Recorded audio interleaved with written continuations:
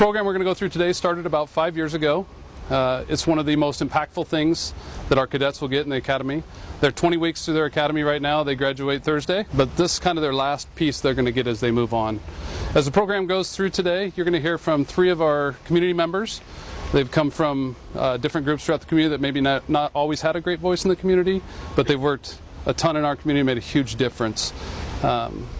And they're going to have some great stories and some great insight for the cadets. The first presenter we're going to have is Rabbi Dan Fink from the Beth Israel Synagogue. With great power comes great responsibility.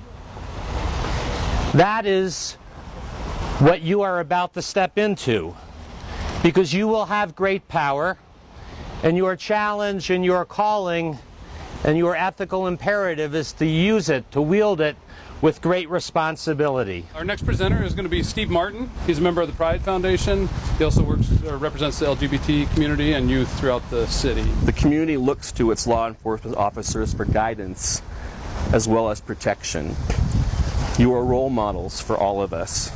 Role models we always value and need, perhaps even more so right now in this renewed moment of uncertainty and fear. Our next presenter is Philip Thompson. He is the president of the Black History Museum. Your awareness and calculated efforts to de-escalate such a situation, and from this situation potentially worsening, is what's absolutely necessary and the primary force of change to kind of create this notion of community that we've so far managed to establish in Boise, as opposed to this bifurcation of you have the police and the people that they police, and it is instead viewed as just the community of Boiseans. I'm going to turn it over to Mayor Beater for a few words. It's a very high bar to be a Boise police officer.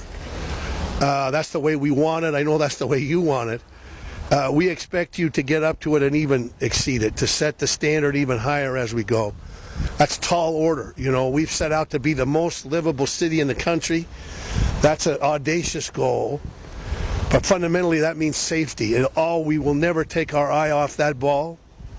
We're going to expect a lot out of you, but we know that you're up to it. Here's to a great day and great careers in the Boise Police Department, and to make this city even safer. Thank you very much. While I'm having this conversation with you today, I just want you to really think that 2 days from now, you're going to take an oath.